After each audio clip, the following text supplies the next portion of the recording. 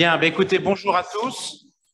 Bonjour à tous. Je vais, pour la bonne tenue de cette réunion, je vais demander à tous ceux qui sont en visio de bien vouloir couper leur micro et de le remettre, bien sûr, quand ils interviendront au moment des questions.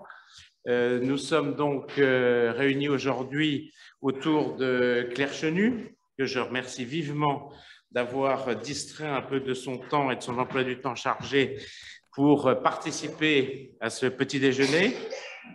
Claire Chenu est membre de l'Académie d'agriculture, professeure à AgroParisTech, directrice de recherche à l'INRAE, ancienne ambassadrice des sols auprès de la FAO et actuellement, elle préside le conseil scientifique et technique du réseau national d'expertise sol. C'est dire sa compétence sur cette problématique du sol, comme vous le savez, qui occupe maintenant la politique agricole française et européenne. C'est un sujet extrêmement prégnant. Beaucoup de conférences se sont tenues lors du dernier SIA à propos justement de ces sols et plus particulièrement de leur capacité à séquestrer du carbone, bien sûr dans le cadre de cette problématique climatique que nous connaissons.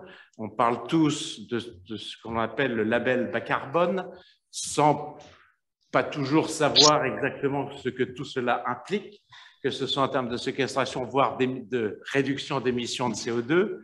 Donc, on a intitulé ce petit déjeuner, le thème de ce petit déjeuner, fertilité des sols et séquestration du carbone. Mais je crois qu'il y a aussi la diminution des émissions de CO2 donc, que Claire Chenu abordera, bien sûr, dans sa présentation. Donc, je vous propose de l'écouter et, en général, vous avez le temps qu'il faut pour présenter toute votre problématique.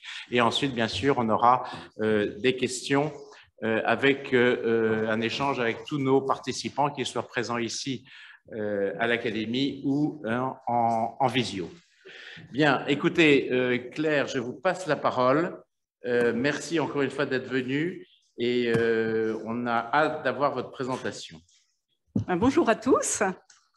Merci d'être venus. Merci de vous être connectés pour effectivement parler de sol et carbone. Alors très franchement, je ne savais pas trop comment orienter mon intervention, sur quoi focaliser. Donc voilà, j'ai fait quelques choix, puis vous me direz, puis c'est évidemment que j'ai envie d'en discuter, que j'apprécie toujours d'en discuter. Alors, pourquoi sol et carbone? Eh bien, il y a une attention portée au croisement des deux termes qu'on voit de plus en plus ensemble. D'une part, un contexte législatif très, très actif. Au niveau européen, la nouvelle loi, l'actualisation de la loi sur le climat qui vise une neutralité climatique en 2050 et une très, très forte baisse des émissions d'ici à l'horizon 2030, c'est-à-dire demain. Avec le constat, alors c'était sur le petit schéma en bas, mais on ne peut pas le voir, c'est que quelles que soient les projections que l'on fasse de réduction des émissions, on ne pourra pas atteindre la neutralité carbone à moins de stocker du carbone dans différents compartiments, et le sol est un de ces compartiments qui est visé. Élément législatif plus récent, en fin novembre de l'année dernière, la Commission a proposé une loi qui vise à certifier l'absorption de carbone par soit des formations géologiques, soit la biomasse, soit les sols, et qui vise donc à encadrer cette certification. Et puis, en parallèle, en France, on a le miroir, et c'est tout à fait normal, avec la stratégie nationale bas carbone qui vise aussi à une neutralité carbone en 2050. Donc ça, c'est côté climat. Et puis, côté sol, là, ça bouge. Et en tant que chercheur en sciences du sol, nous sommes très, très satisfaits de voir que ça bouge. Ça bouge avec une stratégie européenne sur les sols qui a été lancée en 2021, qui s'inscrit délibérément en articulation avec les différents dispositifs législatifs européens, ce que représente ce schéma. Je suis désolée, la présentation est un peu palote là sur l'écran. Et l'objectif de la Commission est de proposer une directive cadre sur les sols. Elle devrait être annoncée le 7 juin de cette année. Et donc, il y a une intense activité au niveau de la Commission et puis même au niveau recherche. Moi, je dirige un programme de recherche européen. Donc, on a une activité assez importante pour essayer d'alimenter en termes de connaissances cette proposition de loi, dont on ne verra absolument pas les prémices avant qu'elle soit annoncée. Et puis, au niveau français, je pense que ce qui fait le plus l'actualité, c'est dans le cadre de la loi Climat et Résilience, l'objectif de zéro artificialisation nette, qui pose beaucoup de questions. Voilà, il génère du coup beaucoup de débats. Et là, on est moins dans la sphère, on va dire, agricole que le domaine de l'aménagement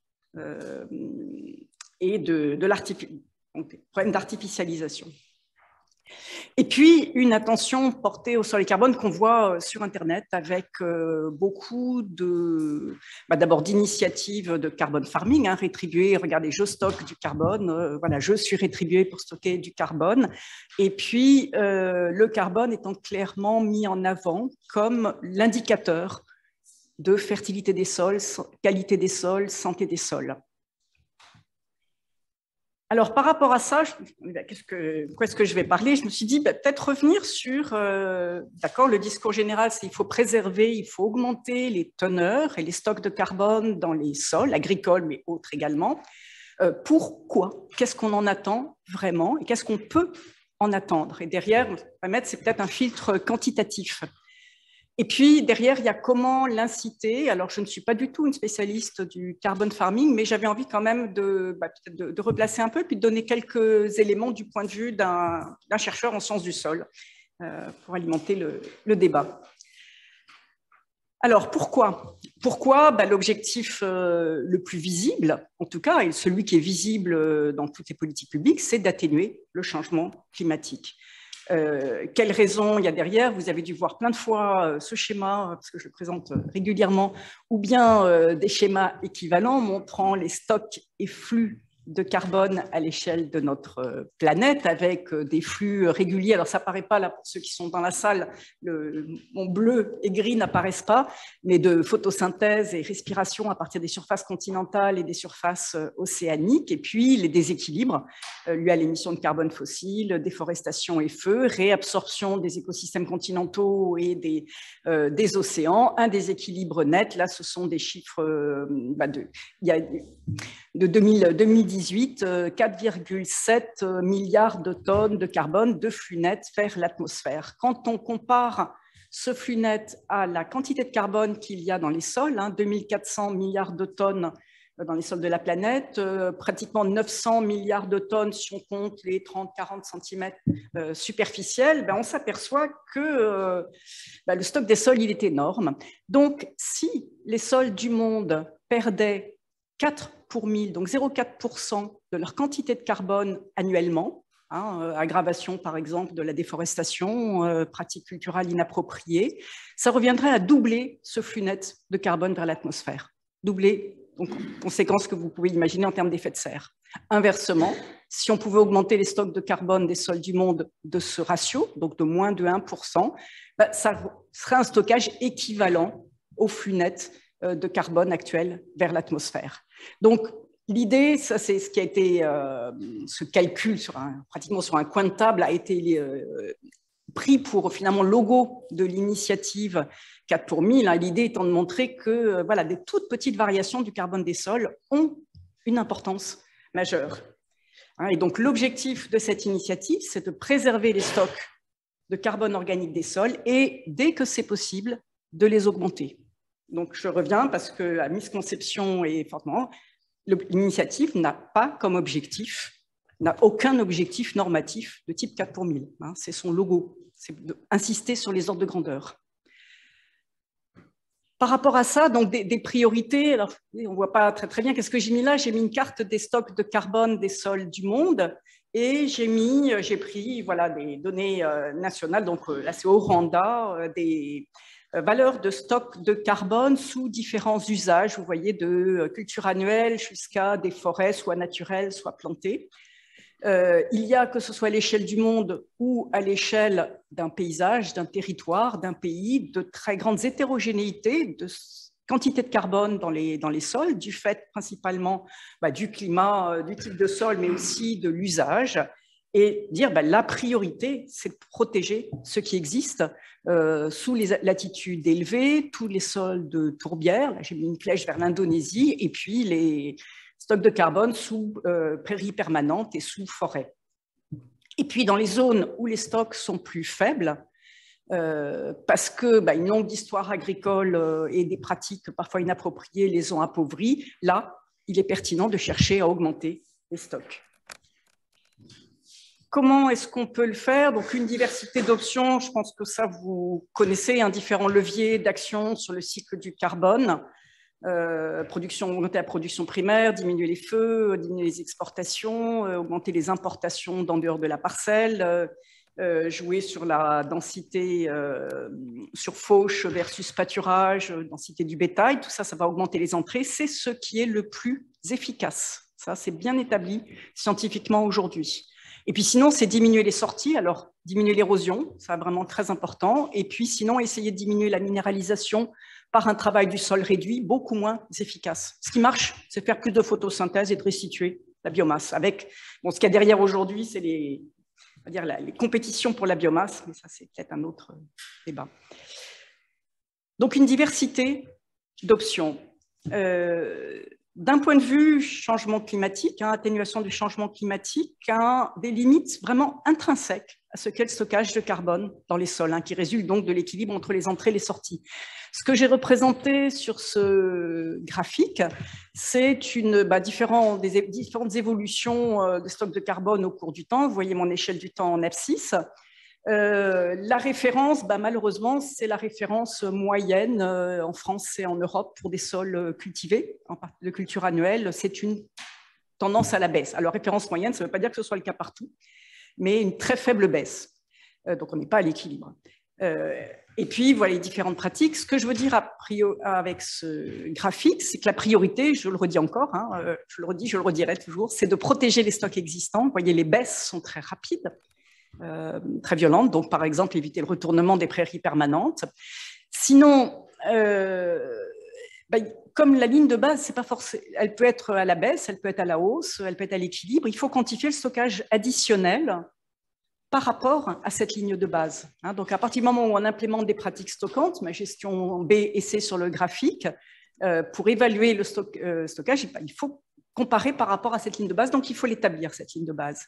Et puis, vous voyez, regardez le graphique, le stockage, il est lent, on est en décennies, il est limité, on ne pourra pas stocker éternellement, on atteint un nouvel équilibre entre les entrées et les sorties, et puis il est fortement dépendant des pratiques. Il est réversible, donc maintenir les pratiques à des échelles de temps, on se demande comment est-ce qu'on va pouvoir avoir des instruments, des politiques publiques pour le faire. Et puis, dernier point, c'est ce qu'on vise, là je me place dans une perspective d'atténuation du changement climatique, c'est que le stockage correspond à un piégeage net du CO2 de l'atmosphère. Imaginez la situation où vous, sur une ferme, vous avez une certaine ressource en fumier, vous aviez l'habitude de l'épandre sur toutes les parcelles, vous décidez de le concentrer sur une parcelle, parce que peut-être vous allez pouvoir être rétribué pour le stockage de carbone dans cette parcelle. Vous allez assurément augmenter les stocks de carbone dans cette parcelle. Vous n'allez absolument rien changer en termes d'atténuation du changement climatique, puisque vous allez appauvrir certaines parcelles en entrée de fumier par rapport à celle qui va tout recevoir. Donc, très important de faire un bilan, pas seulement à l'échelle de la parcelle, et de penser, piégeage. Si on est dans une perspective d'atténuation du changement climatique, il faut qu'il y ait un piégeage net de CO2.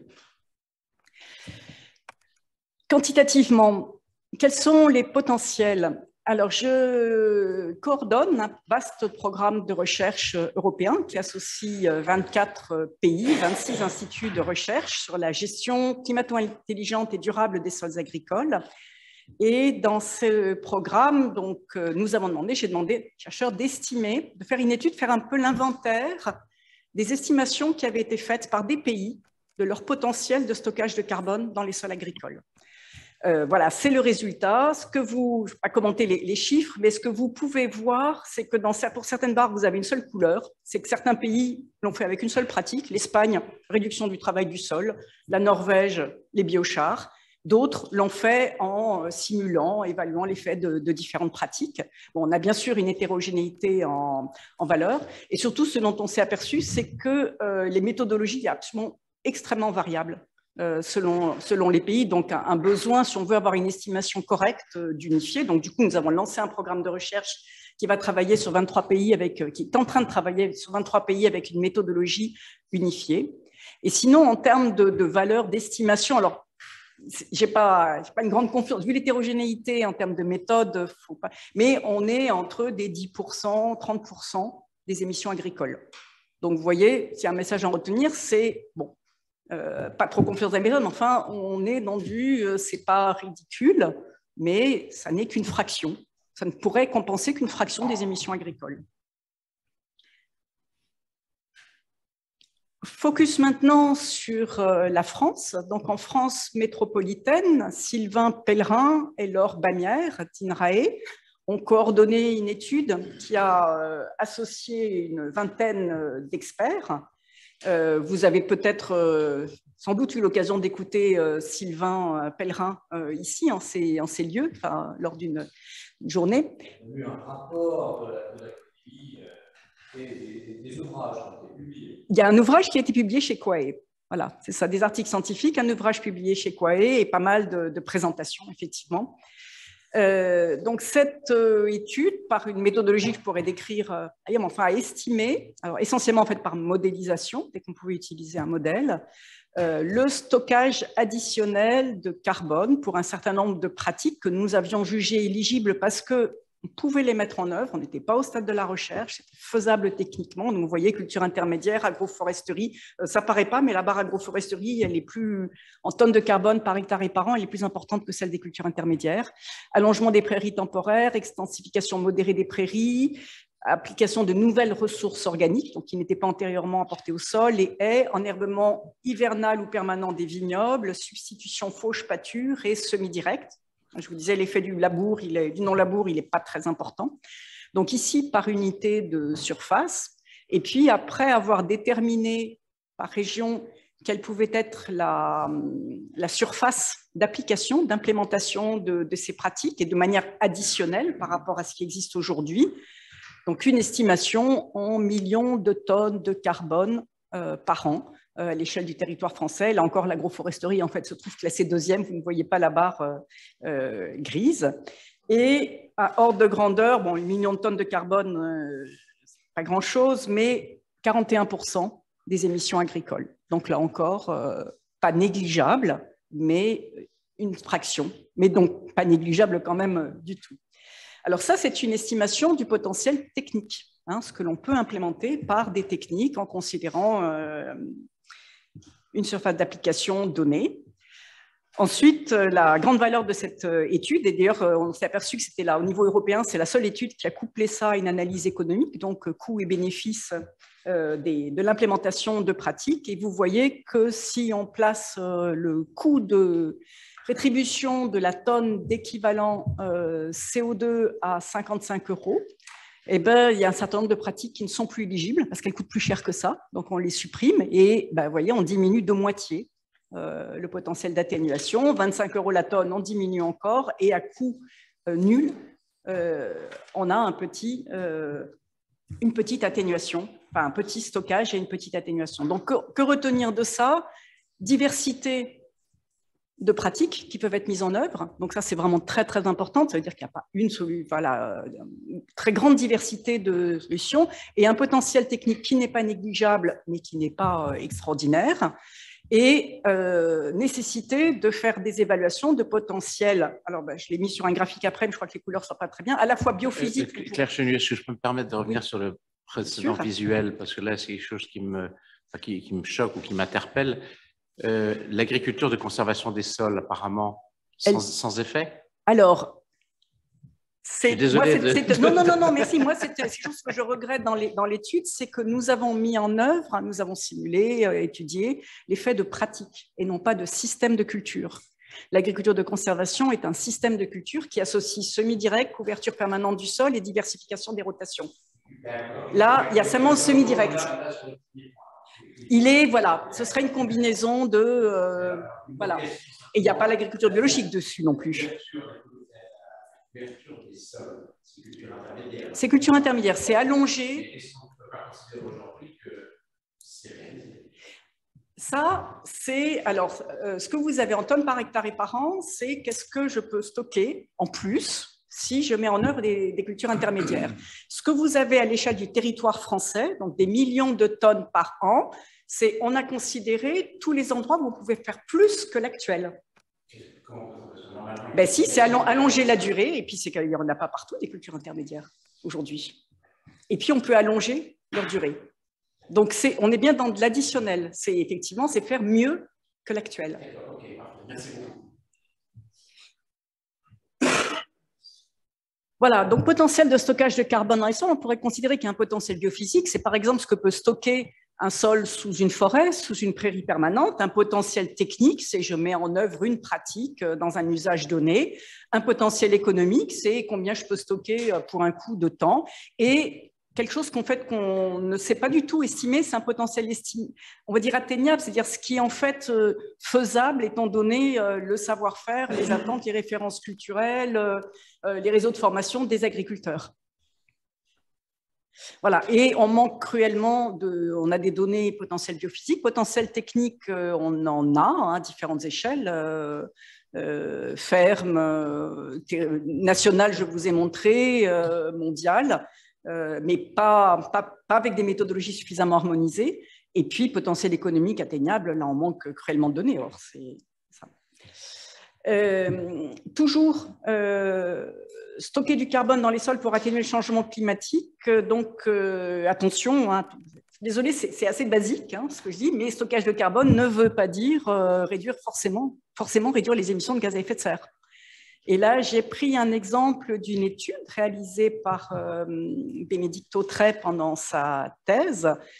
Nous avons quantifié le stockage de carbone dans les sols dans un essai système de culture qui est situé à Versailles, où sont comparés en céréaliculture un système productif, un système à base intrants, un système en agriculture de conservation des sols, avec les trois piliers, et un système en agriculture qui répond au cahier des charges de l'agriculture biologique. Le stockage de carbone dans les sols, vous le voyez, il apparaît en négatif, hein, puisqu'on piège du CO2, ça c'est en CO2 équivalent, et il est surtout important en agriculture de conservation des sols. Là, on a des taux vraiment importants, hein, 0,5 tonnes de carbone par hectare et par an.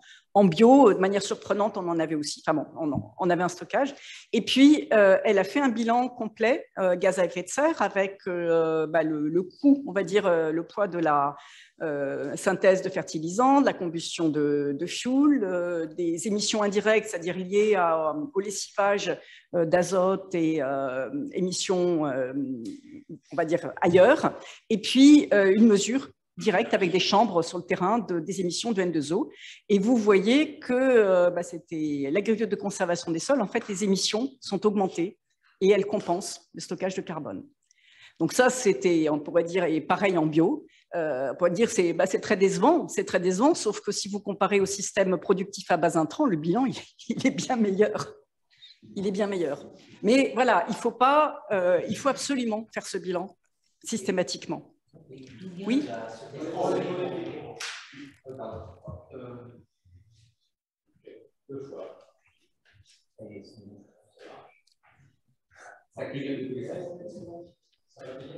Ça y est, c'est rouge. Oui, d'où vient la séquestration du carbone dans l'agriculture biologique? J'ai du mal à comprendre. Alors, nous aussi, on a du mal à comprendre parce que, en fait, non, mais c'est super. Pour un chercheur, c'est super intéressant. On travaille dessus parce qu'il se trouve que c'est un essai dans lequel il n'y a pas d'apport de produits résiduaires organiques. Bon, c'est pas typique de l'agriculture biologique, mais enfin, c'est d'un certain nombre d'exploitations en Île-de-France. Et les rendements sont nettement inférieurs à ceux en productif et en agriculture de conservation. Donc, on a moins d'entrées. Donc, on ne devrait pas stocker. Or, on stocke. Donc, les hypothèses que nous avons, c'est peut-être un stockage que nous estimons mal le rôle des racines. Donc, il y a beaucoup de luzerne dans la rotation. Est-ce que... voilà. Et une autre, et c'est ce qu'on est en train de mesurer. Pour le moment, les résultats préliminaires sont plutôt prometteurs, mais bon, faut qu'on fasse plusieurs campagnes, d'un changement des communautés microbiennes du sol. qui ferait que les communautés microbiennes auraient ce qu'on appelle un rendement d'assimilation plus élevé. C'est-à-dire pour une quantité de carbone assimilée, elles respirent moins et elles stockent plus. Donc, on voudrait un partage différent. Moi, je n'ai pas d'autre idée. Système racinaire et une meilleure injection racinaire, c'est-à-dire une meilleure allocation aux racines et micro-organismes, pas d'autre idée. J'ai une autre question sur ce point particulier. On va retrouver les mêmes bilans tous les ans ou finalement, dans le cycle de production, année après année, il y a des ratios qui vont évoluer pour des raisons agronomiques, par exemple? Alors, je pense qu'on va retrouver à peu près, alors peut-être pas, alors là, ce sont des moyennes, on a chaque année sur l'essai de la cage des cultures alternées, c'est-à-dire on a du blé un an sur deux, on se débrouille par du blé un an sur deux, donc les valeurs sont des moyennes déjà entre différentes cultures dans la rotation, puisqu'elles sont décalées selon les parcelles. Donc, je pense qu'il n'y aura pas de différence énorme. Par contre, si on refaisait ces mesures, Bénédicte a fait ces mesures en 2015, si on les refaisait aujourd'hui, le stockage a augmenté, particulièrement en agriculture de conservation. Or, les émissions, on pourrait penser qu'elles n'ont pas changé. Donc, on devrait améliorer encore le bilan.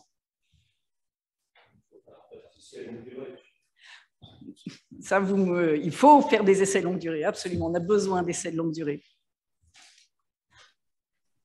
Et pas que des essais pratiques, des essais systèmes aussi, non, c'est là que ça devient plus difficile. Voilà, donc, nécessité absolue de faire ce bilan gaz à effet de serre.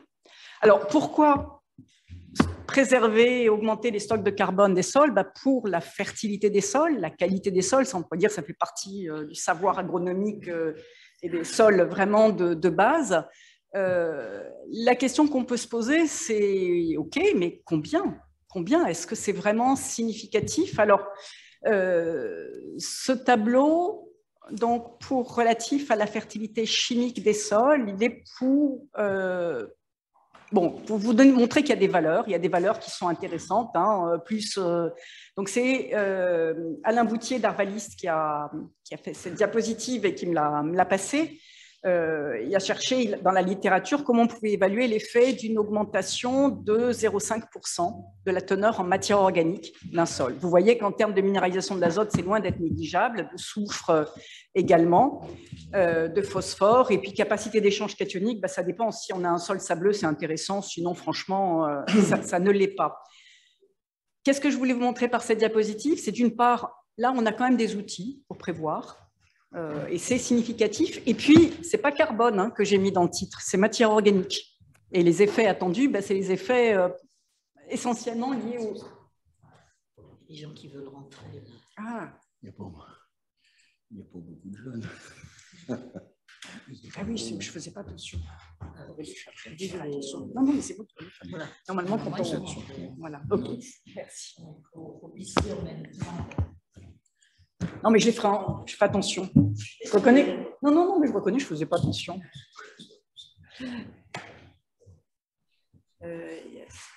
Non, ça va. Oui, c'est matière organique, ce n'est pas carbone. Carbone, c'est la mesure qu'on fait. On mesure le taux de matière organique en mesurant un taux de carbone. Mais c'est bien matière organique qui compte ici. Donc, tous les discours carbone, fertilité des sols, non, c'est matière organique, fertilité des sols.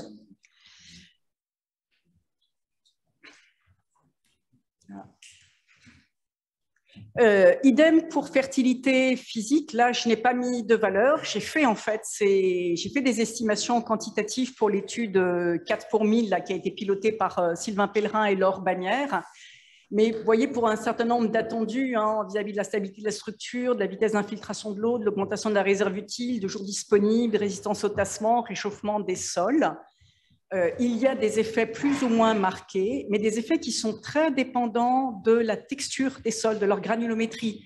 Et on parle beaucoup du rôle des matières organiques dans l'augmentation de la rétention d'eau. Ça me désole, mais malheureusement, c'est significatif pour...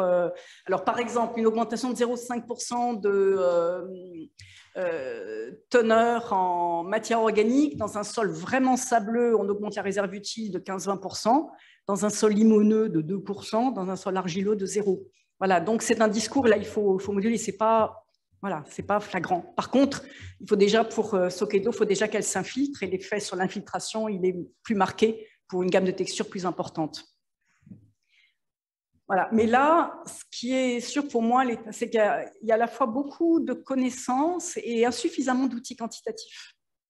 Là, vraiment, il y a un travail énorme. Alors, c'est quelque chose un peu du mal à faire financer, mais pour traduire les connaissances disponibles en des éléments pour des outils d'aide à la décision, des conseils. Et puis, je pense qu'on passe à côté.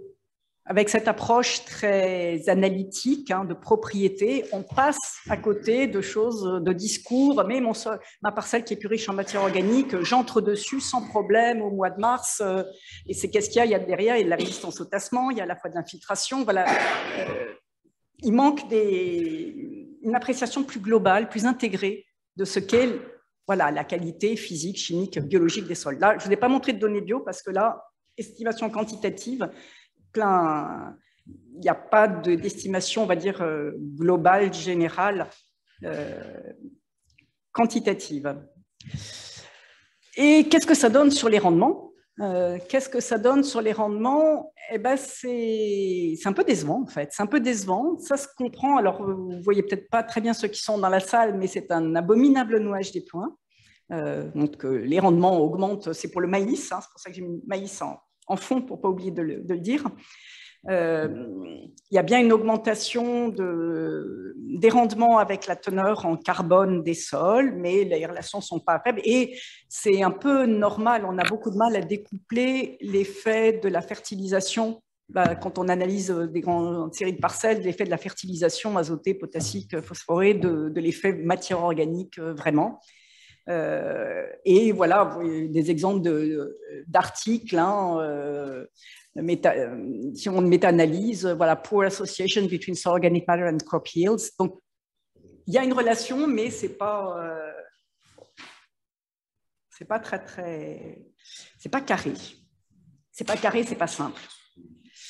Maintenant, adaptation au changement climatique. Alors, là, je ne vais pas vous montrer de chiffres parce que je trouve qu'on en manque, sauf peut-être pour l'érosion, où là, vraiment, on sait faire, mais on manque d'indicateurs vraiment physiques intégrés, mais montrer que d'un point de vue processus, oui, il y a un rôle dans l'adaptation au changement climatique, que ce soit, donc vous avez mis raisonnement pour des paillis à la surface du sol, une augmentation de la teneur en matière organique sur vraiment les premiers centimètres du sol, tel qu'on peut l'avoir en agriculture de conservation ou en non-labour, et puis une augmentation de la teneur en matière organique sur l'ensemble, sur une épaisseur portante de sol. Donc, effectivement, ça modifie des priorités qui sont importantes dans des scénarios où on a une augmentation de la fréquence des sécheresses ou de pluies intensives et érosives. Alors, il y a un indicateur global qui est intéressant, qui est critiquable. Et là, il y a pas mal de données positives. Alors ça, c'est une étude en Chine sur un très grand jeu de données. Vous avez une évolution des rendements en fonction des stocks de carbone des sols et une évolution de la variation interannuelle des rendements. Et vous voyez qu'il y a une plus grande stabilité des rendements au fur et à mesure que les stocks de carbone organique augmentent, donc les teneurs augmentent. Alors, stabilité des rendements, on pense bien sûr à la variabilité climatique. Ça pourrait être aussi des maladies, mais qui ne sont pas forcément découplées de la variabilité climatique. Mais là, il y a pas mal de résultats de méta-analyses qui montrent une meilleure stabilité des rendements lorsqu'on augmente la teneur en matière organique. Donc là, à mon avis, là on tient un indicateur intégré.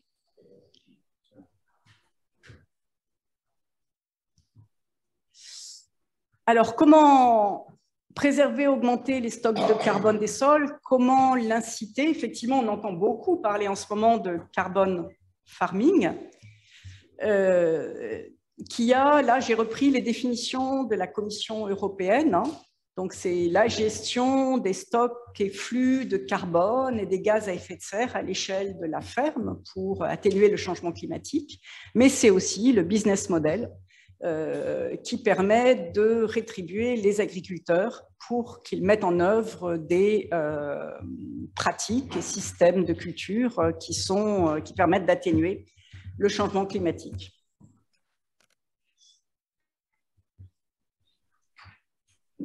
qu'est-ce qu'il y a derrière comme, finalement, ça recouvre une très grande variété d'options qui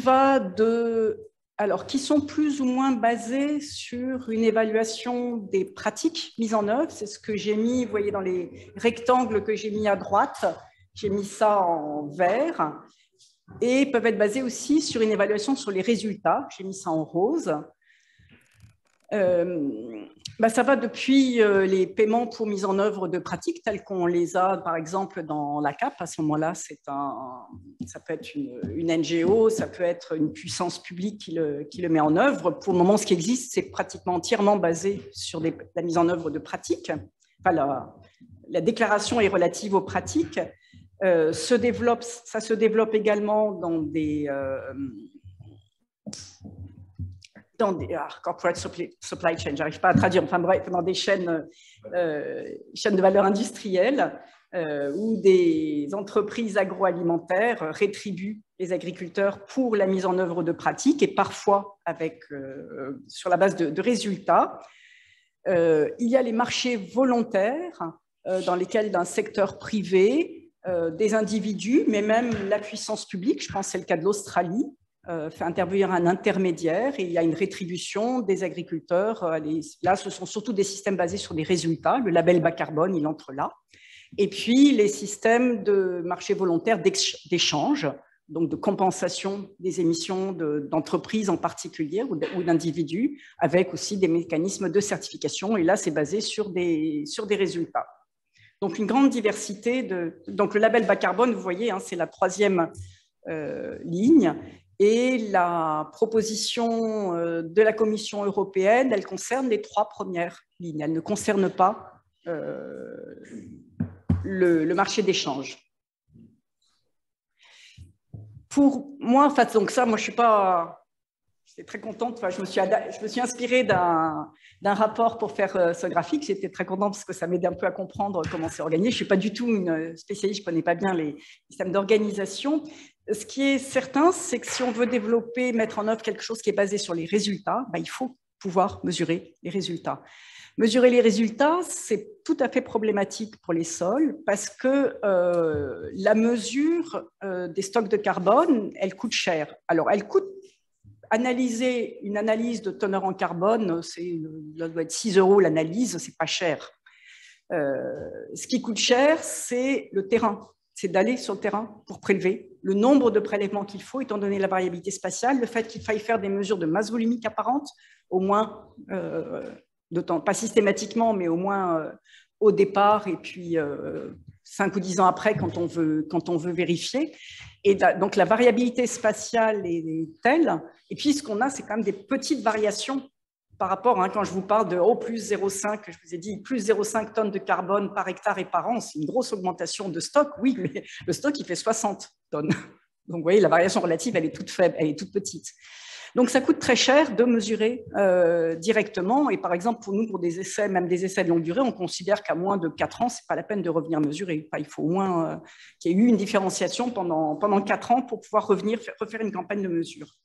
Donc, les systèmes qui sont réfléchis sont des systèmes qui sont mixtes, qui associent différentes choses, qui associent quand même de l'échantillonnage et de la mesure, déjà au temps zéro, savoir d'où on part, qui associent des données, l'utilisation de données spatialisées, de climat, de type caractéristiques des sols, d'occupation des sols, des mesures de télédétection, en particulier pour les usages et pratiques, par exemple, est-ce que les parcelles ont été labourées ou pas, est-ce que les résidus ont été restitués ou non, pour des estimations parfois de la biomasse des cultures, donc de ce qui va être restitué au sol. Et puis, dans certains cas, mais alors c'est vraiment en développement, pour des mesures directes de la teneur en carbone des sols. Là, on est encore vraiment au stade de la recherche. Et puis, il faut des descriptions de pratiques, des descriptions fines, en fait, des pratiques à l'échelle de la parcelle, de l'échelle de la ferme. Et ceci peut alimenter un modèle de la dynamique du carbone dans les sols, donc qui va prévoir l'évolution des stocks de carbone au cours du temps en fonction des pratiques qu'implémente l'agriculteur. Donc, vous voyez, le temps zéro, dans une option optimale, ça a été mesuré à la parcelle. Sinon, c'est qu'on a des données régionales, fiables, etc. Voilà. Et puis ensuite, il faut tout ça pour alimenter un modèle. Alors, ce que j'ai quand même mis en dessous, essai de longue durée, site de référence, réseau de suivi de la qualité des sols, parce que les modèles, il faut les calibrer, absolument. Il faut les calibrer, il faut les tester, il faut les comparer. Mais voilà, finalement, la donnée ensuite qui est utilisée, c'est une simulation de l'évolution des stocks de carbone. Mais vous voyez, j'ai mis mesure, suivi, donc rapportage pour suivi, mais je n'ai pas mis vérification pour la vérification. Pour le moment, on pense à revenir sur le terrain, mais pas au bout de, on va dire, 5 ou 10 ans.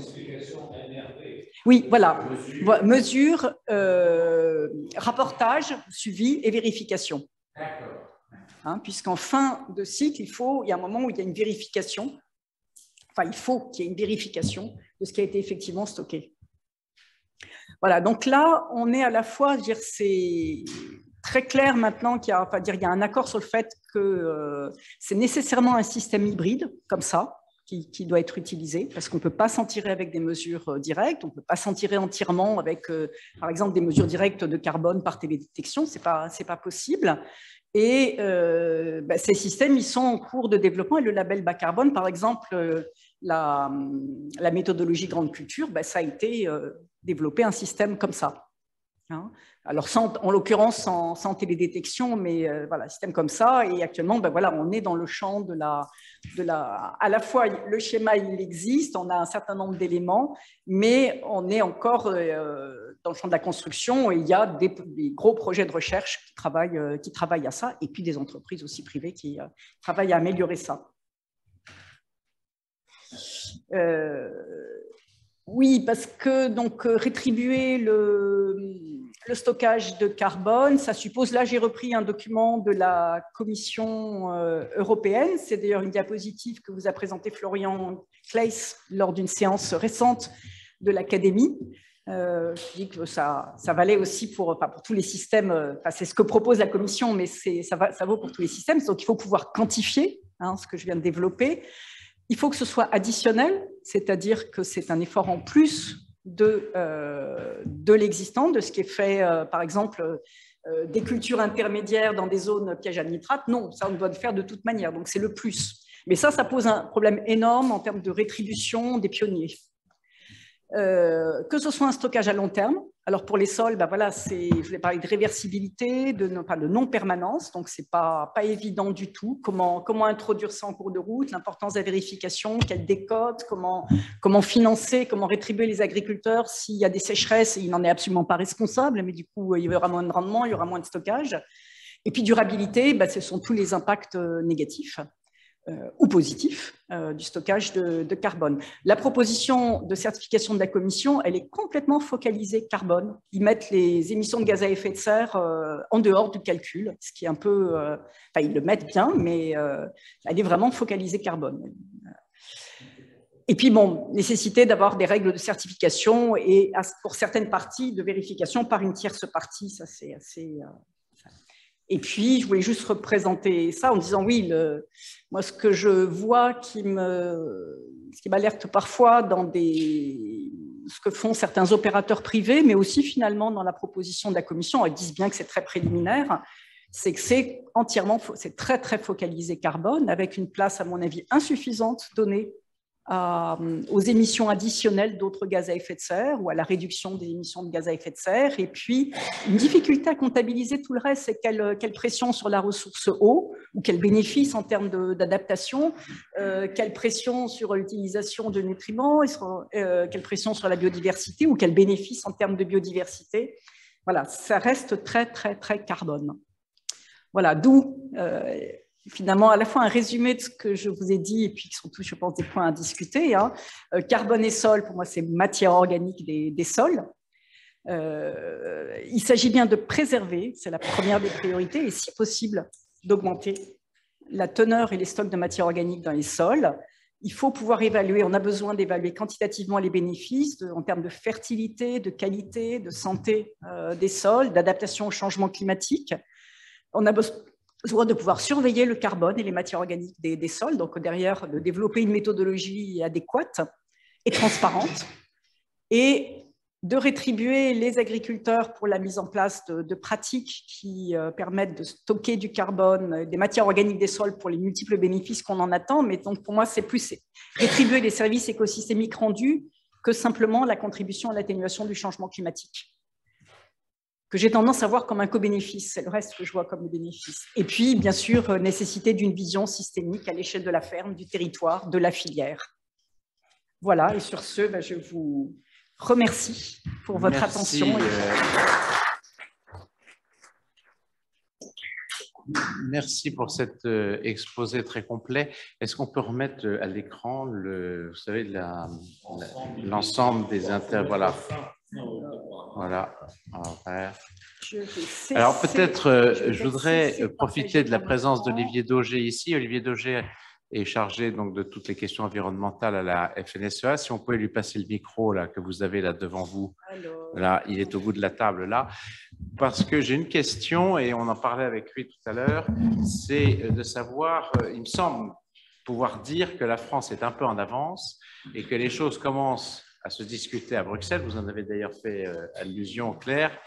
Et donc, ce que je voudrais savoir, c'est comment va se passer justement l'articulation entre ce qui a été lancé en France et d'autre part, où est-ce qu'on en est à Bruxelles sur le sujet. Olivier, je te passe la parole. Oui, bonjour à tous. Je suis plutôt pas tout l'environnement, hein. Carbone, climat, énergie, c'est déjà assez. Mais c'est des sujets plus intéressants que l'environnement, si j'ose dire, parce que c'est pas des sujets où on ne prend que des coups, c'est des sujets où on essaie de construire, ce qui est quand même plus intéressant. Non, mais merci pour la présentation. Et si j'ose dire, j'allais dire l'honnêteté, mais le fait de dire que c'est un sujet qui est vraiment complexe et qui n'est pas maîtrisé et qui est, voilà, tout le monde parle du carbone, tout le monde parle des solutions, et on voit bien que ce n'est pas si simple que ça. Ça sera peut-être plus simple dans l'avenir, et même je ne suis pas sûr, parce qu'il y a un certain nombre d'éléments qui montrent que ce n'est pas simple. Oui, aujourd'hui, c'est vrai qu'au niveau européen, c'est un sujet qui intéresse tout le monde, donc forcément, chacun veut créer un peu la norme autour de lui, des startups à la profession agricole, aux politiques. Et aujourd'hui, on est un petit peu tiraillé entre la volonté française, qui est pour moi la bonne, type label bas carbone, mais qui pourrait s'appeler autrement, mais qui est de dire on prend ce que l'agriculture est capable de capter en plus et on pousse à ça, mais on prend aussi ce que l'agriculture émet en moins pour accompagner l'agriculture vers la neutralité carbone, ce qui est moins 50% aujourd'hui, mais vers l'objectif de neutralité carbone. La problématique, c'est que dans les discussions européennes aujourd'hui, on n'est pas du tout dans la même vision. Et la problématique aussi, c'est que le régime international du carbone, de la rémunération du carbone, est plutôt dans la vision européenne, c'est-à-dire qu'on ne peut financer que le carbone que l'on stocke en plus. Et je dis bien en plus. Et au fur et à mesure, en plus, ce n'est pas le stock qu'on finance, c'est le plus qu'on finance. Donc ça veut dire qu'en fait, on disait tout à l'heure qu'il n'y avait pas énormément de tonnage déjà à financer. Mais quand vous arrivez à ça, il y a quasiment plus, il y a un petit peu de tonnage, parce que sinon, on ne pourrait pas dire qu'on capte plus dans les sols. Mais il n'empêche qu'on arrive à des choses particulièrement réduites. C'est pour ça que quand on parle de rémunération, d'accompagnement, le rôle du carbone aussi et de la place de l'agriculture, parce qu'il n'y aura pas de neutralité carbone sans captage dans les sols, c'est vrai. Mais ce captage dans les sols, tout le monde essaye de se l'approprier. Et aujourd'hui, au niveau économique, au niveau financier, que ce soit les startups, que ce soit l'industrie agroalimentaire, que ce soit la grande distribution, tout le monde essaye de se le récupérer.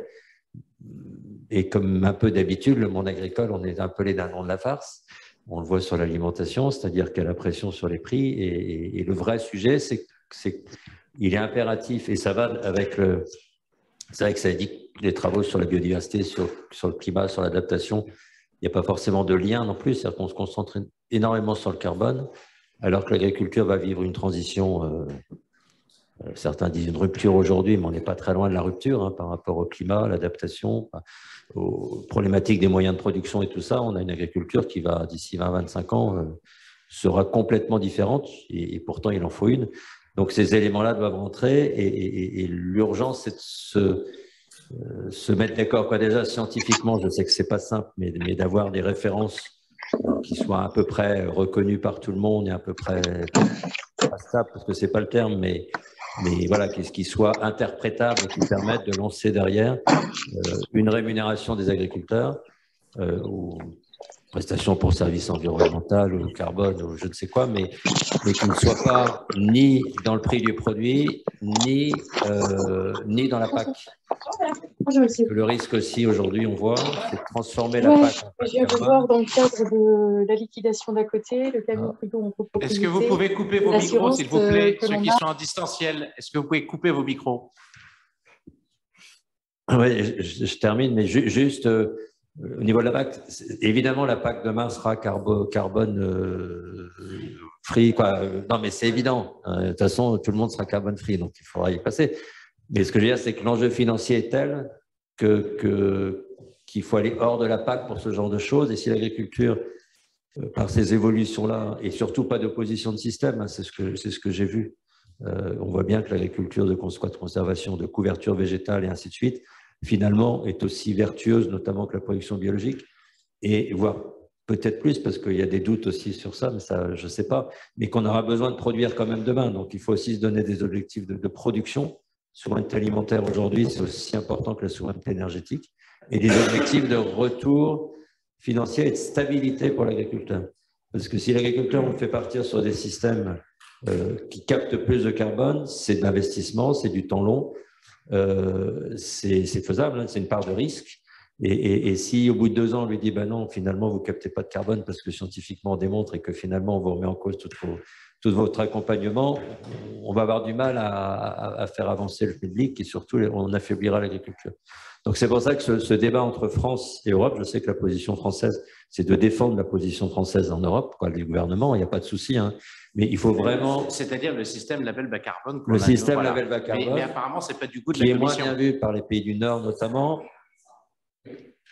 Mais dans le carbone farming aujourd'hui, on est vraiment sur un système anglo-saxon qui est un système qui est plus lié au système international du carbone et au système autour de l'OMC et compagnie et du monde économique et financier qui ne veut pas forcément que le carbone coûte trop cher. Alors, on va démarrer… rémunérer trop le carbone. Mais alors, on va démarrer un système en France qui risque d'être mis en cause demain par Bruxelles. Alors après il y a le marché obligatoire, il y a le marché volontaire. Le label bas carbone fonctionne sur le marché volontaire. C'est pour ça aussi que, personnellement, je pense que c'est un élément important. Quand on a les systèmes qui captent plus de carbone, souvent, ce sont des systèmes d'amélioration de la vie du sol, ce sont des systèmes où il y a plus de biodiversité, ce sont des systèmes, ça a été montré sur la conservation du sol, où il y a moins d'évaporation, donc par rapport à l'eau, donc l'idée du label bas carbone, c'est d'essayer d'englober aussi ces choses-là, en montrant qu'il faut accompagner l'agriculteur par rapport au carbone, mais aussi et surtout par rapport à l'adaptation, par rapport au climat et aux moyens de production. Et du coup, par le label bas carbone, on peut financer un peu d'autres choses, éventuellement à côté, qui soient les aménités positives du carbone et qui ne soient pas le carbone, ce qui n'est pas du tout le cas dans le carbone farming. Et l'enjeu, il est véritablement là. L'autre, c'est un système, quelque part, minimum, on sait que le carbone, que le climat, quand même pas le climat, que le carbone.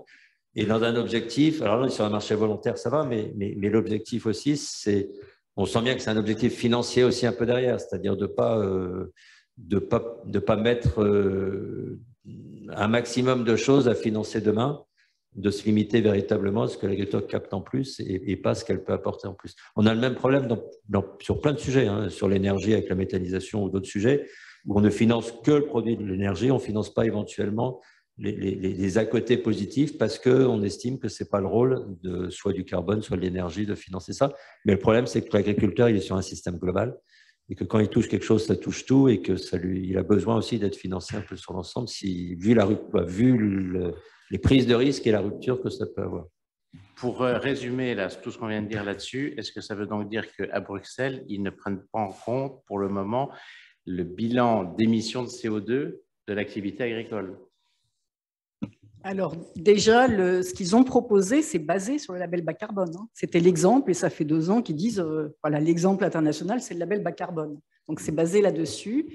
Ils prennent en compte la réduction ou l'augmentation d'émissions de N2O, mais curieusement, ce n'est pas dans l'équation de base. Enfin, la manière dont on le fait, c'est pris en compte, mais pas sur le même plan même si c'est quantitativement sur le même plan, en termes de valeur, pour moi, ça n'est pas pris sur le même plan que le carbone.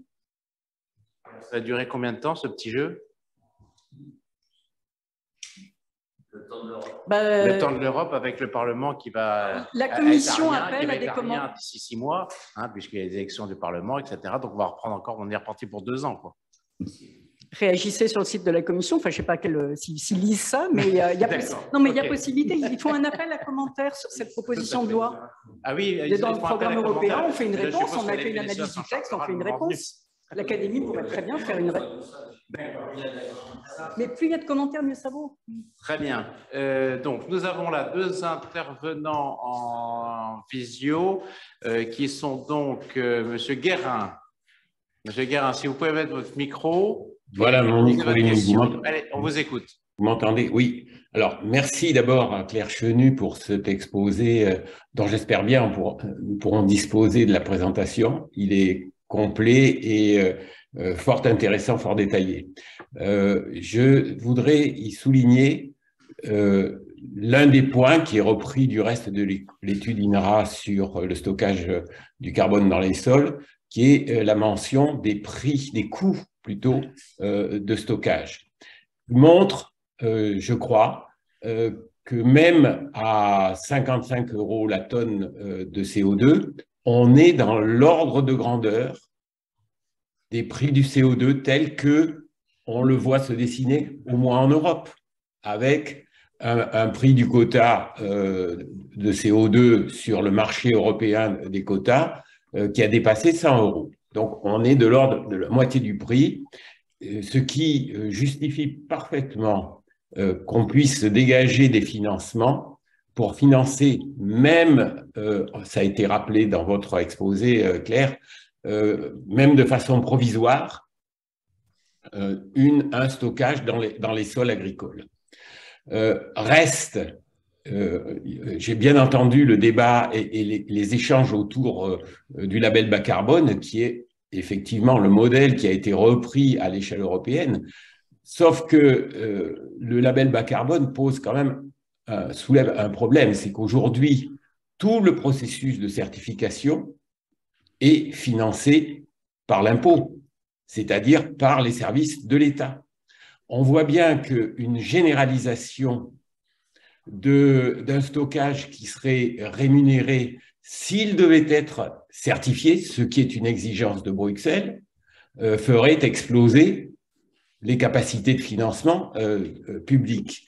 Et donc, il y a, comme ça a été exposé à la fin de votre présentation, Claire, un impératif de développer des modèles qui permettraient de valider la quantité de carbone sur la base d'une interprétation aérienne, satellitaire, photo-aérienne, mais avec effectivement des systèmes de calage des modèles, à la fois sur une observation répétitive et fréquente depuis le ciel, avec des prises d'échantillons beaucoup moins fréquentes, mais qui permettraient de caler le modèle, et avec des observations, des pratiques concrètes réalisées, si possible, là aussi en partie depuis le ciel.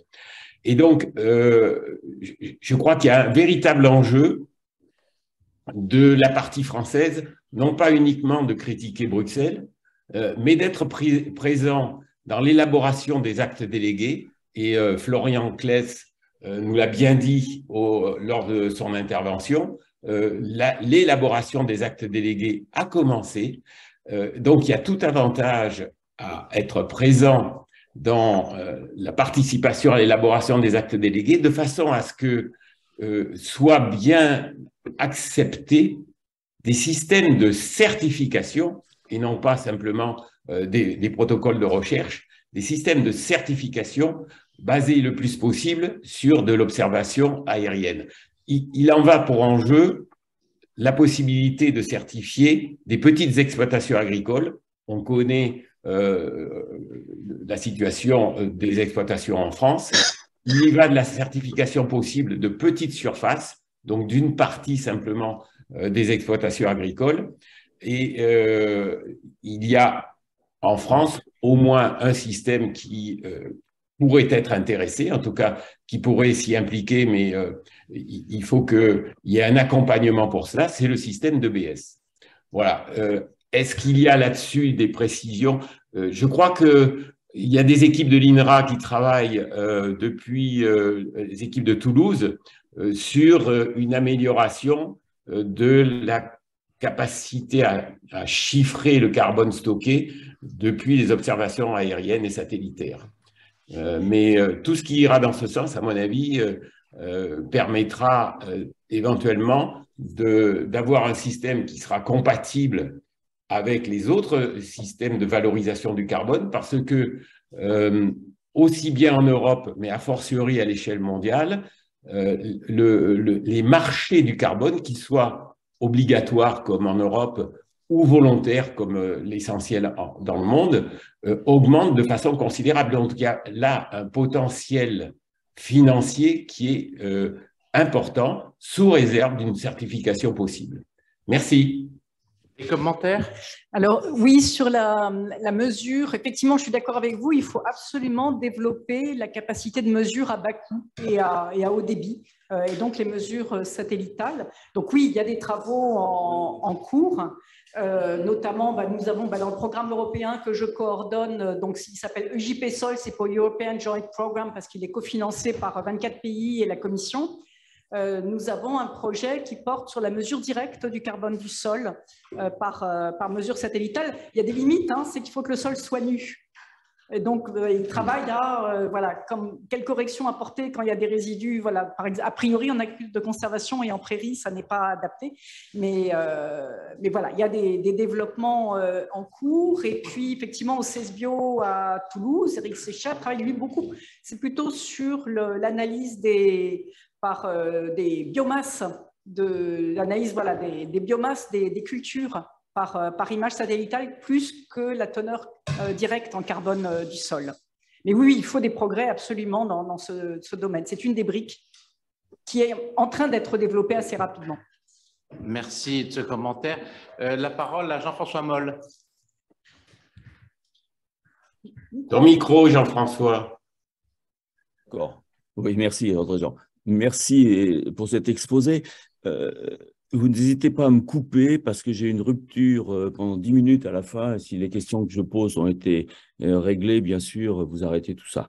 Alors, je me demande si l'approche stockage de carbone dans le sol n'est pas qu'une approche partielle. Pourquoi je pense à ça? Parce que, je suis bien d'accord.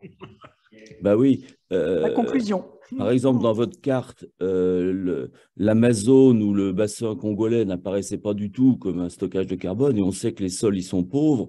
En revanche, la masse de carbone accumulée sous forme de forêt au-dessus sont des choses importantes.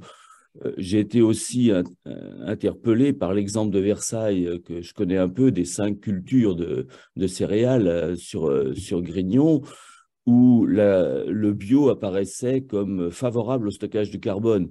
Sauf que si on se met en tête que la demande du consommateur, voire du citoyen, peut être un élément important pour faire évoluer les productions. On l'a vu quand même récemment sur des exemples marquants.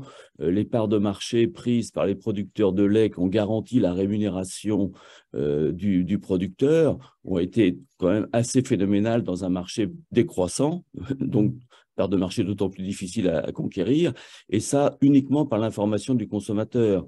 Donc, puisqu'on n'a pas que des sols de conservation, on a aussi des sols de production, que ce soit des productions forestières ou des productions agricoles. Au bout du bout, on aura des produits qui seront vendus à des gens dont la demande peut faire évoluer les méthodes de production des dits produits. Donc, j'avais gardé moi en tête, mais peut-être c'est faux, que la production alimentaire biologique était plutôt intensive en carbone. Or, dans la conservation du sol, elle apparaît favorable. Donc, on voit bien qu'il va falloir une approche globale si on ne veut pas avoir des décisions qui sont finalement contraires à l'objectif visé, qui est un objectif global de réduction des gaz à effet de serre dans notre atmosphère. Donc, c'est pour ça que je suis perplexe devant une approche qui serait, mais vous êtes d'accord, donc j'en suis content, qui serait uniquement centrée sur la conservation des sols et du carbone dans les sols, et comment pourrait-on faire pour avoir une approche plus globale qui ferait qu'au bout du bout, notre façon de nous comporter et d'exploiter les sols conduise à quelque chose de plus durable en matière d'effet de serre. Voilà, merci. Des commentaires? Oui, sur ne pas être monomaniaque carbone, oui, c'est quelque chose que j'essaie de dire et de redire et de redire. Je n'ai absolument pas dit qu'il fallait faire de l'agriculture de conservation des sols. Ah non, d'accord. J'ai dit qu'il y avait au contraire, ce qui je trouve intéressant, c'est qu'il y a une diversité d'options. Il se trouve que je vous ai montré un résultat de recherche dans lequel il y avait des parcelles en agriculture de conservation pour illustrer le fait qu'il peut y avoir aussi des émissions additionnelles de N2O, mais ne le prenez pas comme une évaluation globale sur ces systèmes ou prioriser ces systèmes. Oui, c'est un des systèmes de culture possibles, intéressants, mais il y en a bien d'autres. Hein. Et l'approche globale, alors? Oui, non, mais vas-y. Et après, on ira sur Yann Martinet, qui est de Luzerne de France. Non, mais justement, comme je disais tout à l'heure, vous avez une approche sans du tout opposer les systèmes et en montrant qu'il n'y a pas de système unique. Il y a quand même un vrai sujet aujourd'hui, même au niveau français, si je peux me permettre, qui est le sujet j'en suis chargé pour la partie amont, des feuilles de décarbonation des filières et de la stratégie nationale bas carbone, où je suis aussi représentant de l'agriculture. Je vais y aller un petit peu direct, mais voilà. Aujourd'hui, et ça bouge, ça fait remuer dans l'interprofession et je me fais engueuler. Aujourd'hui, le ministère nous a envoyé une étude qui est une étude qui a déjà été utilisée par la stratégie nationale bas carbone, qui vient de l'INRA et qui est une étude qui se concentre justement sur certains systèmes, en particulier l'agriculture biologique, jusqu'à 50% d'agriculture biologique. Et moi, je pense que c'est aborder le sujet en donnant justement des objectifs sur des systèmes qui sont pas… C'est pas qu'il y a un système qui est bon ou pas bon, j'ai rien contre le bio, il a toute sa place, c'est pas la question. La question, c'est que du coup, on focalise le débat avec des gens pour qui le bio est l'avenir de l'homme, quoi qu'il arrive. Non, mais voilà, du coup, on focalise le débat et on déplace le débat. Et dans ce qui vient d'être dit, je suis complètement d'accord, il y a c'est tous les systèmes qui doivent évoluer et dans tous les systèmes, il y a une brique intéressante par rapport aux autres. Et le fait de focaliser, cette étude, elle focalise beaucoup trop, hein, elle vient de Christian Huyghe, hein, je le dis parce que c'est en tout cas lui qui la présente et on va me la représenter au ministère, mais nous on fait un peu barrage aujourd'hui, même l'interprétation, du coup ça braque tout le monde. Et voilà, comment arriver dans des débats qui sont aussi structurants, aussi importants, aussi non-binaires, comment on peut arriver à mettre sur la table un certain nombre de sujets qui obligent les gens à avancer parce que c'est une obligation, sans les braquer et qui apportent des choses qui peuvent… Parce que dans l'étude, il y a des choses intéressantes, attention, hein. Il y a des choses sur les sols, je n'ai pas dit que tout, mais il y a un certain nombre de choses qui focalisent le débat d'une manière plus politique, voire dogmatique, pas par l'INRA, mais par les gens qui sont autour, qui l'utilisent. Voilà. Je me permets de cette réflexion. Je crois que ta réflexion est partagée par… Oui. J'ai compris qu'elle était partagée. C'est pour ça que je me permets de le dire. Parce que l'enjeu est tel pour l'agriculture française et toute l'agro-industrie et toutes les filières agricoles dans un horizon 15-30 ans, que si on pouvait éviter de se prendre les pieds dans le tapis dès le départ, ça serait bien. Parce que du coup, moi qui suis au milieu, j'ai les ONG qui disent il n'y a que ça à faire et vous n'avez qu'à faire ça et machin, et j'ai les interprofessions qui m'engueulent en disant bah, si c'est pour faire ça, on ne fera jamais rien. Non, mais c'est clair qu'il faut qu'il y ait le débat, il est clos. Bien sûr. Merci. Yann Martinet de Luzerne de France. Merci Alain, bonjour à tous. Merci à Claire Chenu pour son exposé. Dans notre filière Luzerne, on a entamé une démarche de quantification de biomasse souterraine qui inclut même la cinétique de dégradation de cette biomasse et sa pérennité. Donc, c'est un travail qu'on mène avec l'INRA depuis 3 ans sur sol de craie en Champagne-Ardenne. Alors, on ne lésine pas, hein, on fait on fait des fosses de 2 mètres. Et ça me rappelle d'ailleurs une époque où je travaillais dans l'unité de Claire-Chenu à Versailles. Je me souviens. Voilà. Je t'ai pas oublié. Donc, je n'ai pas perdu la main. Donc, on fait des fosses de 2 mètres. L'idée, c'est de s'inscrire à terme dans une démarche, on va dire, MRV, européenne, comme on a pu le faire pour la décarbonation de nos usines. Donc, avec vraiment une surveillance, un rapportage, une vérification. Donc, on anticipe un peu ce qui peut se passer. Mais moi, je vois déjà arriver ici un problème que je pense que vous avez identifié dans votre discours sous un terme, je vais le retrouver, ça va me revenir, c'est qu'en fin de chaîne, si je démontre que ma luzernière, effectivement, a un effet stockage qui est intéressant, je ne serai pas forcément en mesure d'actionner le levier, on va dire, rétribution des agriculteurs, puisque mon scénario de référence en Champagne-Ardenne, c'est déjà 10% de luzerne dans l'assolement, et puis ça fait sens. Je veux dire, je ne vais pas aller à 20, à 30. Donc, oui, rétribution des pionniers, voilà, ça me revient. En fait, pourtant, je coche bien les cases préservation des stocks, protection des sols. Donc, qu'est-ce qu'on fait, en fait, pour tordre le cou à cela et avoir un vrai PSE? Parce qu'à terme, même si je démontre tout ce bienfait, je pense que je ne pourrai pas rétribuer mes agriculteurs ou en tout cas actionner un levier suffisant pour valoriser ces travaux. Merci Yann. Oui. Claire Pour Chenu. moi, c'est un problème énorme, c'est comment est-ce qu'on rétribue ceux qui ont déjà des pratiques qui sont bénéfiques à la biodiversité, au cycle de l'eau, au stockage de carbone. Et c'est alors là, c'est complètement absent de tout ce que je vois. Alors, ce qui est terrible, c'est que la seule manière, mais il faut, parce qu'en plus, même si on rétribue pour un progrès, au bout d'un moment, d'un certain temps, on arrive à un nouvel équilibre. On fait quoi alors? Si on ne rétribue plus, eh ben, l'agriculture, les pratiques, il va revenir, ça va relarguer. C'était ma deuxième question. Voilà, c'est pour ça qu'on fait cinétique, pour voir exactement combien de temps ça dure. Mais de toute façon, dans les deux cas, soit mon agriculteur a déjà ses 10-12%, donc il n'y aura rien, ou soit il va avoir une cinétique pendant les 2 premières années, et puis après, il n'a plus rien. Voilà. Oui. Et moi, la seule manière que je vois, d'abord, c'est de réfléchir au principe, voilà, qu'au moins l'idée soit présente, de rétribuer ceux qui ont déjà on va dire des sols en bonne santé, de bonne qualité, des sols fertiles. Et la seule manière peut-être de le faire, c'est d'avoir des référentiels. C'est pour savoir pour tel pédoclimat, tel pédoclimat, voilà, un sol qui a tel stock de carbone, c'est bien, donc on le rétribue. Mais alors ça suppose déjà d'accepter d'être comparé à une référence et puis de développer le référentiel. Ce qui n'est pas une mince affaire, mais je pense que le jeu en vaut la chandelle, parce que là, c'est très injuste et c'est complètement contre-productif à échéance de 10-20 ans. Merci. Merci. Jean-Marc Broussard. Moi, je me demande pourquoi on se donne tant de peine pour s'occuper d'un résultat qui, de toute façon, sera forcément provisoire, puisque dans 100 ans, le carbone que vous y mettez aujourd'hui dans le sol, il aura disparu et il aura redonné du CO2. Donc, c'est vraiment pas la peine de se casser la tête. Et d'autre part, également, si on veut vraiment maximiser le carbone, le stock de carbone du sol, alors là, l'étude de l'INRA est tout à fait claire. Le meilleur façon, c'est de mettre tout en forêt. Alors, très bien, on va mettre toute la surface de la France en forêt, et après ça, qu'est-ce qu'on mangera, L'étude INRA ne conclut absolument pas. On mangera des feuilles, on deviendra herbivore. L'étude INRA ne conclut absolument pas qu'il faut mettre en forêt. Attendez, et puis enfin, le dernier point, il y a d'autres régions que la France dans le monde où ce serait plus efficace de stocker du carbone, c'est dans tous les déserts.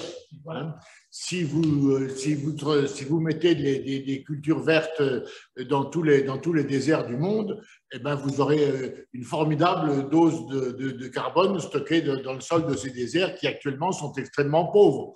Je me suis amusé à calculer une fois qu'il nous suffirait de 150 centrales nucléaires pour dessaler l'eau de mer et la transporter dans tous les points du Sahara.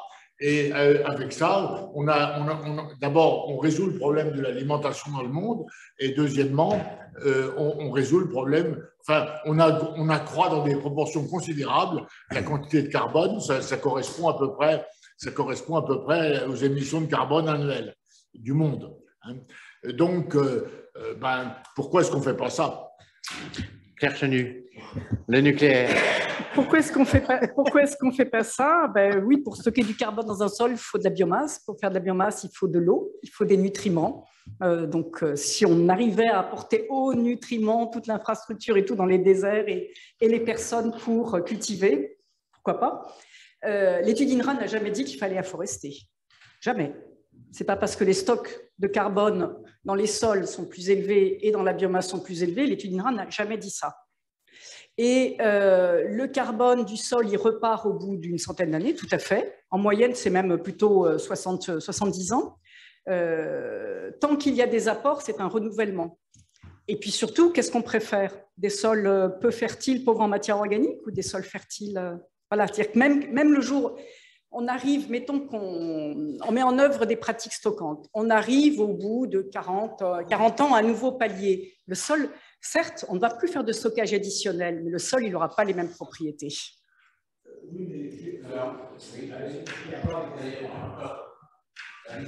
Justement, l'effet de la matière organique dans le sol sur les rendements est finalement assez faible. Tout à fait. Je vous dis, pour moi, il y a un... ce que je veux partager avec l'académie, pour moi, il y a quelque chose qu'on n'arrive pas à réconcilier. C'est une appréciation globale de praticiens. Donc, je ne peux pas remettre en cause, enfin, ce n'est pas sous des contextes pédoclimatiques très variés, d'un bénéfice à avoir des sols plus riches en matière organique et la difficulté que nous avons, nous, chercheurs cartésiens, monopratiques, monopropriétés, à rendre compte de ça. Je voudrais, moi, poser une question sur le biochar. Oui. Parce qu'on en parle beaucoup actuellement. Et pour ne pas parler du miscanthus, comme vous savez, dont je m'occupe, on m'a proposé de produire de l'hydrogène à partir du miscanthus. Et gros avantage, c'est que le coproduit serait du biochar qui permettrait de stocker du carbone dans le sol, puisque ça reviendrait au sol. C'est vraiment un projet qui se tient? Ça se développe beaucoup. Biochar, c'est du charbon, ça persiste pendant longtemps dans les sols. Par contre, n'attendez pas d'effet sur la capacité d'échange cationique, sur la rétention de l'eau, sur la biodiversité. C'est inerte. Enfin, certains biochars sont inertes, pas tous. Paraît-il qu'il se loge dans les alvéoles de ce biochar toute une activité microbiote tout à fait importante. C'est ce qu'on est venu m'expliquer. Alors peut-être, ça va représenter quelques pourcents en volume du sol, voilà, rien par rapport aux argiles de ce sol. Merci de la précision. François. Oui, je voudrais revenir sur la mesure du carbone dans le sol. J'ai été un peu déstabilisé récemment quand quelqu'un m'a dit, alors je voudrais savoir si c'est vrai, que en fait, avec la culture de conservation, les cover crops, la matière organique et enfin, le carbone est sur la partie supérieure du sol, et que en fait, lorsqu'on fait des moyennes sur 30 cm, entre cover crop ou agriculture de conservation et puis une culture conventionnelle labour, il n'y avait pas une différence si importante. Est-ce que c'est vrai ou pas? Alors, quand on compare d'un système en non-labour, en semi-direct, donc pas avec un cover crop, hein, voilà, effectivement, le non-labour concentre les matières organiques dans les premiers horizons, mais dès qu'on fait un bilan sur au moins 30 cm de profondeur, sous pédoclimat tempéré, on n'a pas de différence. Non, il n'y a pas de différence. En contexte méditerranéen, un petit peu. Mais, on a l'habitude de s'arrêter vers 10 heures. Prolonger un petit peu plus, parce qu'on a quelques questions que je vois là à s'afficher actuellement. Alors, je vais passer d'abord la parole à Marion Guillot, puis à Macari, et puis après on verra pour les suivants. Merci et bonjour à tout le monde. Merci beaucoup Claire, c'est passionnant. J'avais une première question, c'est est-ce que les diapos seront disponibles? Parce que je trouve qu'elles méritent d'être bien réfléchies. Oui, merci. Alors, sinon, moi, on peut toujours critiquer des méthodes et on peut toujours critiquer des mouvements, Mais actuellement, il y a des stockages de carbone dans les sols agricoles en France. Il faut quand même être conscient de ça. Donc, tout ce qui peut permettre de réenrichir les sols, puisque pour moi, c'est une richesse, c'est bon. Donc, je crois voilà, au-delà des critiques qu'on peut avoir, comme quoi c'est pas complet, c'est pas parfait, etc., il faut quand même, à mon avis, prendre conscience du fait qu'il y a des stockages de carbone dans les sols. Et personnellement, je suis un certain nombre d'initiatives sur le terrain, comme Sol Vivant, où un certain nombre d'agriculteurs sont en train d'essayer d'inverser le mouvement, et je trouve que c'est très intéressant. Alors, si je passe à ma question, une deuxième remarque pour la rétribution des pionniers, ça ne pourra pas se faire par les mêmes méthodes. Il faudra sans doute, à ce moment-là, mobiliser les filières et les consommateurs pour rétribuer un niveau supérieur au niveau de base. On ne va pas arriver à tout faire. Je veux dire, forcément, la rétribution du stockage de carbone dans les sols, ça ne peut pas être l'outil toute direction. Donc, il me semble qu'il faudra de toute façon ajouter un deuxième système, genre, si on y arrive, rémunération par les filières ou le consommateur. Mais ma question, elle portait sur autre chose.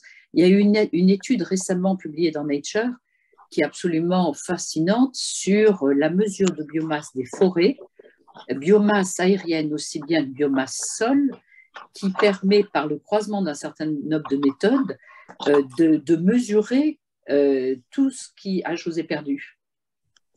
Non. Je vous ai perdu, je sais pas non, si non, vous vous entend. D'accord, parce que là, j'avais perdu l'image. Oui, qui permet de mesurer le stock de carbone des forêts, et notamment des grandes forêts comme le Congo, l'Amazonie et tout ça, d'avoir des mesures externes, c'est extrêmement important.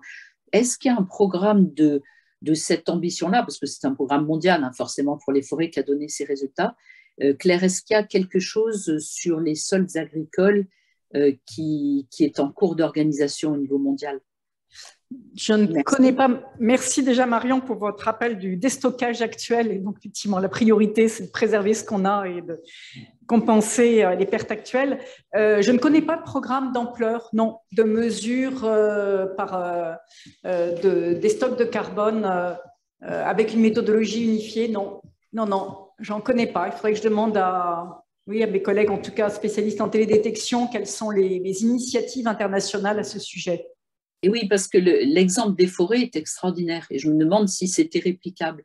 C'est publié dans Nature il y a janvier, je dirais, ou quelque chose comme ça. Merci. Merci Marion pour ce commentaire. Emmanuel Sainte-Macari. Oui, bonjour. Merci pour cet exposé. Donc moi, je suis dans le monde de la fertilisation organique et j'avais des questions, notamment le carbone. Nous, aujourd'hui, je rejoins complètement. Il faut absolument qu'on remette de la fertilité dans les sols et ça passe par incorporer du carbone. Sauf qu'on est confronté aussi, et justement, en ciblant ce carbone, on ne regarde pas la fertilité des sols. Et aujourd'hui, on est dans des systèmes où il faut absolument accompagner aussi cette transition. Parce qu'aujourd'hui, on nous appelle chez Fraissinet parce qu'ils ont bloqué leur sol avec des déchets verts ou autres, parce qu'on leur a vendu du carbone sans réfléchir au côté fertile, donc nutrition qui est à côté. Et je crois qu'il y a un vrai problème et un enjeu agricole, outre le stockage de carbone, les émissions, c'est-à-dire que les sols agricoles, effectivement, doivent rester à produire. Et je pense qu'on a un souci aujourd'hui de se faire ce focus carbone. Et si dès le départ, on ne regarde pas la fertilité, on va avoir des grosses surprises à essayer on fait marche arrière sur plein de choses, on essaye de débloquer des sols bloqués, sur des sols notamment calcaires. Et là, c'est une vraie question, c'est-à-dire est-ce qu'on peut, dès aujourd'hui, essayer de faire changer ça, parce que sinon, les productions vont chuter parce qu'on aura stocké du carbone, ce qui est juste, pour moi, à l'inverse de ce qu'on souhaite, quoi. Enfin, énergétiquement peut-être, mais pas au niveau autonomie alimentaire. Donc, est-ce que vous avez des pistes et quelque chose à ouvrir? Parce que là, nous, on n'a pas de solution actuelle. Je suppose que vous faites référence à des apports massifs de biomasse végétale avec des rapports C/N très élevés, donc on fait des belles freins d'azote. Tout à fait. Ou bien des apports de biochar massifs qui ou de digesta aussi aujourd'hui, de méthanisation. Quelquefois, on a des gros problèmes. Donc, il n'y a pas que le côté, vraiment, c'est l'ensemble de la gestion par rapport à cet objet carbone qui pose problème. Oui, ben là encore, c'est le fait de ne raisonner que carbone et non pas matière organique, et de ne pas faire la différence entre d'avoir du mal à raisonner ce qu'on attend d'un amendement, ce qu'on attend, ou éventuellement quelque chose qui va augmenter les stocks de carbone cette fois-ci, et ce qu'on attend d'un fertilisant. La plupart des matières organiques qu'on apporte au sol, en fait, on en attend qu'elles se décomposent. Et ça, on l'oublie beaucoup, et on a besoin Il y a une typologie des produits résiduaires organiques, mais elle n'est pas encore connue, diffusée. Voilà, on n'apporte pas n'importe quelle matière organique pour n'importe quoi, n'importe quand. Et est-ce que ça va être croisé justement avec... Parce que cette réflexion carbone croise forcément la matière organique. Mais c'est croisé, c'est développé. Vous avez une expertise collective matière organique fertilisante d'origine résiduelle. Aujourd'hui, on va pousser les gens Enfin, les agriculteurs sont perdus. Ils veulent stocker du carbone parce qu'on leur promet des rémunérations, comme ils veulent méthaniser parce qu'on leur promet de la rémunération. Et voilà, enfin, moi, c'est ma crainte. C'est vraiment que dans les années qui viennent, ça se développe et que finalement, on va avoir des gros problèmes de sol fertile. Comptons sur le discernement des agriculteurs, si je comprends bien. Merci de cette question. Jean-Jacques Hervé. Voilà, mon micro est branché. Merci beaucoup, Claire, pour cette excellente présentation. Comme Marion, je souhaite avoir accès au diapo, peut-être à plus d'ailleurs. Alors, première question. Il y a sans doute un certain nombre d'essais très longue durée dans le monde. Il y a les fameuses 42 parcelles qui ont été évoquées tout à l'heure par André Jean. Il y a aussi tous les travaux de Rothamsted qui sont remarquables, qui ont plus d'un siècle. Est-ce qu'on ne fait pas finalement un espèce de masque sur un domaine trop peu exploité, qui est celui de la microbiologie des sols et des balances? On a évoqué tout à l'heure le rapport Cessuren qu'on a tous appris à l'école comme un des critères de jugement de la qualité des sols, ce qui veut dire que le cycle du carbone et le cycle de l'azote sont parfaitement croisés, et on sait que ce sont des cycles qui sont quand même largement dominés par la vie microbienne des sols. Or, on fait totalement l'impasse sur cette vie microbienne. Est-ce qu'on ne fait pas fausse route, comme on a fait fausse route au 19e siècle, quand on a construit des canaux pour transporter de la marne sur des milliers de kilomètres sous prétexte qu'on allait changer la fertilité des sols de la Sologne, du Berry, du Cher, etc., sans démonstration flagrante? Moi, je n'ai pas le sentiment qu'on fait l'impasse sur la vie microbienne des sols. Pour moi, s'il y a bien un domaine, on va dire en sciences du sol, la discipline dans laquelle on a le plus recruté depuis 20 ans, c'est ça. C'est là. Très bien. Et puis, si vous regardez, Marion Guyot parlait de sol vivant. Il y a un certain nombre de mouvements qui placent la biologie des sols au cœur. Très bien. Et puis, je voudrais rappeler une chose. Précédemment, on parlait qu'attendait-on des matières organiques? Si c'est un rôle fertilisant, c'est qu'elles soient décomposées. Qui les décompose? Les micro-organismes. Et même pour faire du carbone qui persiste longtemps dans les sols, il faut qu'il passe par les micro-organismes. Il faut qu'il soit décomposé. Donc, bien sûr. Non, pour moi, on n'a pas l'impression qu'on fasse l'impasse. Je ne dis pas que la recherche fait l'impasse. Je dis que les discours que nous entendons, de Bruxelles en particulier, semblent ignorer totalement la vie microbienne des sols. Il n'y a aucune référence à la vie microbienne des sols dans tout ce qu'on nous présente. Je rejoins là les remarques qui ont été faites notamment par le président de la 4AF. On sort un dispositif technocratique, bureaucratique, et comme si on maîtrisait totalement. Et je pense qu'il y a un gap entre l'énorme travail de recherche qui se fait sur la microbiologie des sols, sur le microbiote, dans tout un tas de domaines, et puis les pratiques d'incitation financière sur le carbone. Je suis d'accord avec vous sur ce problème lié à la focalisation excessive sur le carbone, qui est un indicateur, mais n'est qu'un indicateur. N'est qu'un indicateur. Et sur l'atténuation du changement climatique, alors que matière organique, on attend aussi autre chose, on attend surtout autre chose des matières organiques des sols. Donc on est en train de faire un mauvais procès, à mon avis, à l'agriculture, aux pratiques, etc., alors que arrêtons de nous focaliser sur le carbone et l'agriculture.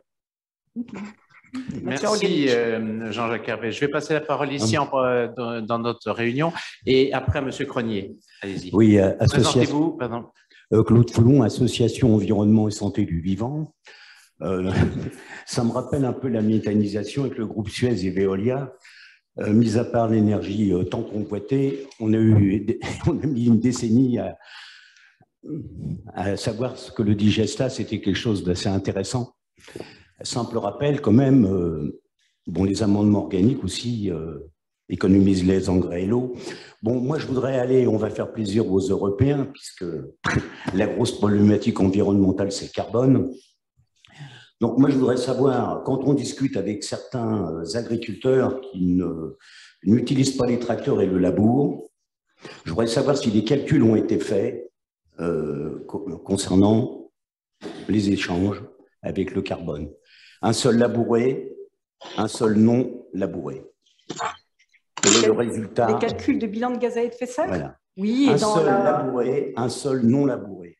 Je voudrais savoir, concernant le carbone, quelle est la courbe, le pourcentage? Est-ce que vous pouvez me le dire?